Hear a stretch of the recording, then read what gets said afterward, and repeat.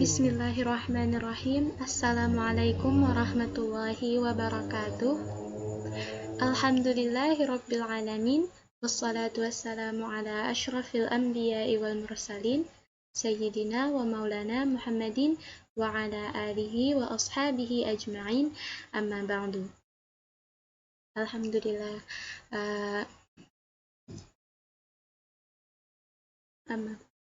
أولا هيا بنا نشكر الله تعالى عز وجل الذي أعطانا الصحة والعافية حتى نستطيع أن ندرس معا ولو كان بفصيلة الإنترنت في يوتيوب. ثانيا نصلي ونسلم على خير الأنام محمد ابن عبد الله صلى الله عليه وسلم الذي أخرجنا من الظلمات إلى النور بإذن ربه. أيوة، في هذه الفرصة سأبين لكم عن korelasi. ولكن قبله اسمحوا لي أن أعرف نفسي. اسمي سانتي. أنا طالبة في معهد العالي لعلوم القرآن أمونتاي من قسم اللغة العربية في المستوى الخامس ب. قد صنعت هذا الفيديو لانتهاء امتحان أخير المستوى في تعليم إحصاء التعليم الذي يعتقده معلم دوني أحمد رمضاني. لأسهلني في البيان ولأسهلكم للفهم سأبينكم باللغة العربية. سأبينكم باللغة الإندونيسية. Jadi alhamdulillah pada pertemuan kali ini kita akan membahas tentang korelasi. Sebelumnya perkenalkan, nama saya Santi dari STIC Amuntai, jurusan Pendidikan Bahasa Arab semester 5 lokal B. Video ini saya buat untuk memenuhi tugas final test yang mana untuk mata kuliah statistik pendidikan yang diampu oleh Muallim Doni Ahmad Ramadhani MPDI. Nah, langsung saja di sini saya akan membahas tentang pengertian korelasi terlebih dahulu. Di sini korelasi diartikan secara bahasa itu berasal dari bahasa Inggris, yaitu correlation yang berarti hubungan, pertalian, atau dalam pengertian lain korelasi umumnya difahami sebagai hubungan atau saling berhubungan atau hubungan timbal balik. Nah, itu secara bahasa. Nah, kalau dalam segi ilmu statistik, korelasi itu berarti hubungan antara dua variabel atau lebih. Hubungan antar dua variabel itu disebut bivariat, sedangkan hubungan antara lebih dari dua variabel itu disebut multivariate correlation. Oke, lanjut. Arah korelasi. Korelasi itu memiliki dua arah. Yang pertama, korelasi positif, dan yang kedua, korelasi negatif. Korelasi positif itu adalah dua variabel atau lebih yang berkorelasi tersebut berjalan paralel atau searah. Artinya tuh hubungan antara dua variabel atau lebih itu menunjukkan arah yang sama. Kalau misalnya variabel yang A meningkat, maka variabel yang B juga meningkat. Nah, lalu yang kedua itu ada korelasi negatif. Ini kebalikan dari korelasi positif tadi, yaitu korelasi negatif ini jalannya tidak searah. Maksudnya tuh kalau variabel yang satu meningkat, maka variabel yang lainnya itu menurun. Misalnya contoh korelasi negatif itu antara tingkat pendidikan misalnya dengan jumlah pengangguran. Nah, semakin tinggi tingkat pendidikan, maka semakin rendah jumlah pengangguran.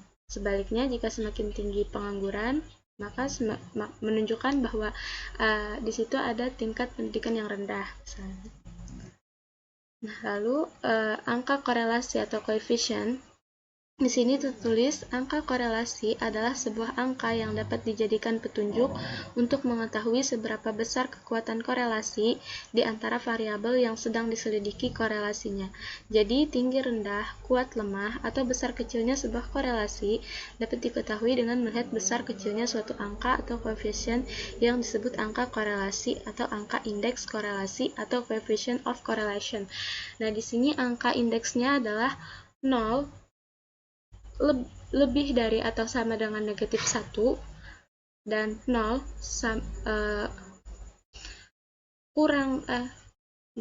kurang dari atau sama dengan 1. Jadi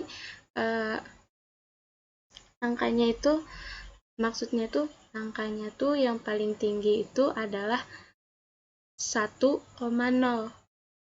Tidak ada 2,0 misalnya. Yang paling tinggi itu adalah 1,0. Nah, bentuk-bentuk korelasi seperti yang telah tergambar dalam pengertian tadi, yaitu ada korelasi bivariat dan korelasi multivariat. Kalau korelasi bivariat itu secara singkatnya adalah korelasi yang memiliki dua variabel, sedangkan korelasi multivariat atau biasa juga disebut dengan korelasi ganda adalah korelasi yang memiliki dua variabel atau lebih. Nah, selanjutnya adalah langkah-langkah uji korelasi bivariat menggunakan SPSS. Di sini kita akan langsung praktek ya.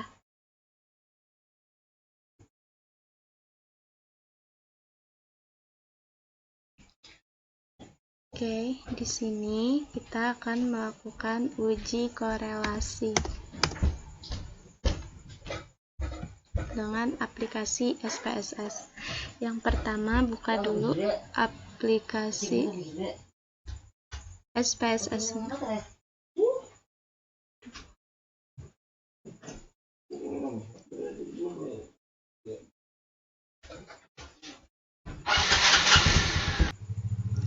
Nah, setelah dibuka aplikasi SPSS-nya akan muncul tampilan seperti ini. Kita klik variable view. Tulis di sini res.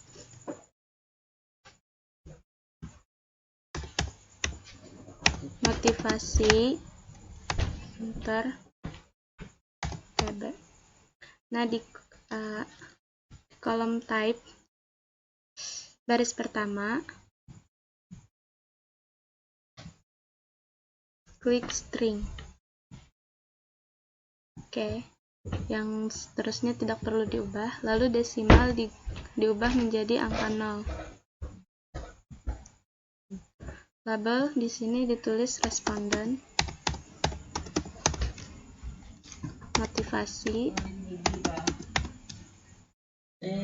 dan prestasi belajar.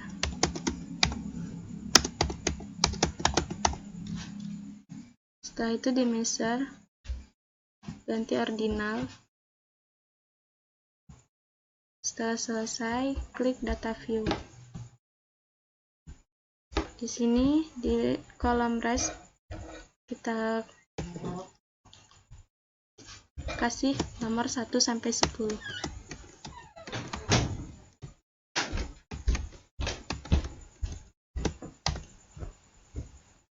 Motivasi di sini kita sudah punya data mentahnya, nah seperti ini.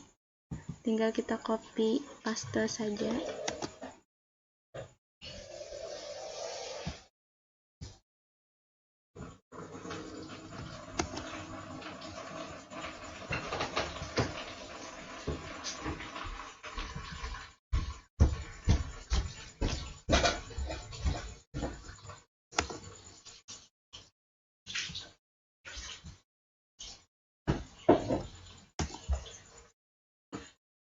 Nah, sebelum melakukan uji korelasi, kita perlu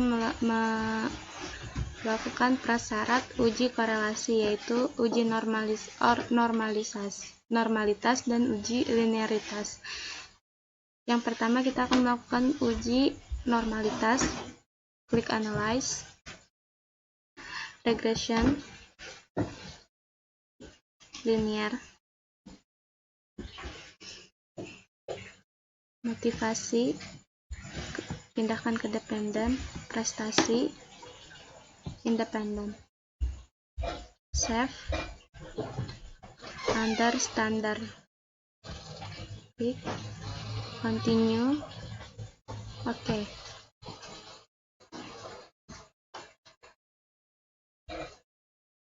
Nah, maka hasilnya akan seperti ini. Yang kita lihat adalah di tabel ANOVA, yaitu di bagian sheet-nya.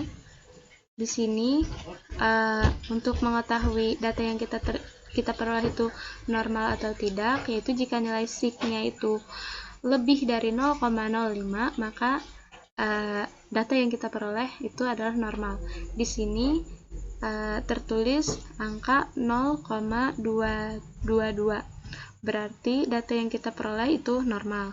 Nah, sudah selesai untuk uji normalitas. Yang kedua adalah uji linearitas. Caranya adalah klik analyze, compare means, motivasi, klik letakkan dependent, prestasi, independent, options. Nah, ini udah pas.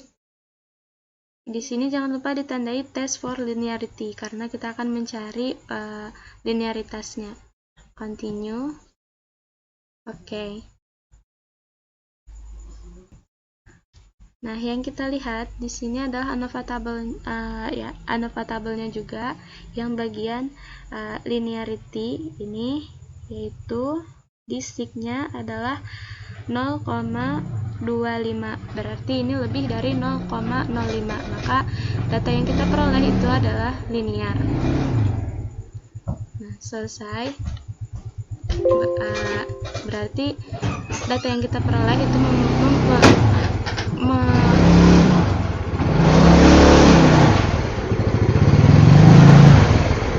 data yang kita peroleh itu memenuhi syarat normal dan linear. Lalu kita akan menguji korelasi. Klik analyze, correlate, bivariate. Nah, di sini yang ini masukkan ke variabel, prestasi juga. Nah, ini kita klik percent karena kita akan uji data yang kita punya tadi itu normal dan linear. Seandainya tidak normal dan tidak linear, maka yang kita bisa melakukan dua opsi. Yang pertama, menghitung dengan cara jujur, dan yang kedua dengan cara tidak jujur. Cara jujur adalah dengan kita menggunakan Candlestalk dan Spearman. Karena yang kita punya tadi normal dan linear, maka yang kita klik adalah percentnya. To child, jangan lupa. Oke, option. Ya, ini udah pas. Exclude class Paris. Oke, klik continue. Oke.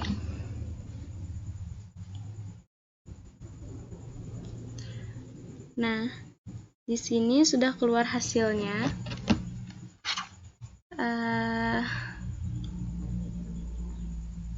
Ya, sudah keluar.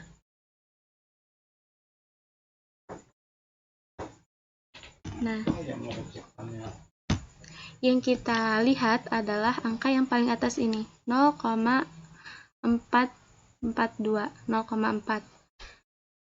Nah, untuk tingkat berhubungan tidaknya itu yang pertama untuk 0,0 sampai 0,1, 0,01 itu sangat lemah. 0,2 sampai 0,03 itu lemah. 0,04 sampai 0,05 itu cukup. 0,06 sampai 0,07 kuat. 0,8 sampai 1 itu sangat kuat. Sedangkan di sini kita peroleh 0,04, berarti cukup, atau hubungannya itu adalah korelasi antara motivasi dan prestasi belajar itu adalah sedang. Mungkin itu saja yang bisa saya sampaikan. Ila liqa fil liqa'il ukhra. Syukran wa afwan. Assalamualaikum warahmatullahi wabarakatuh.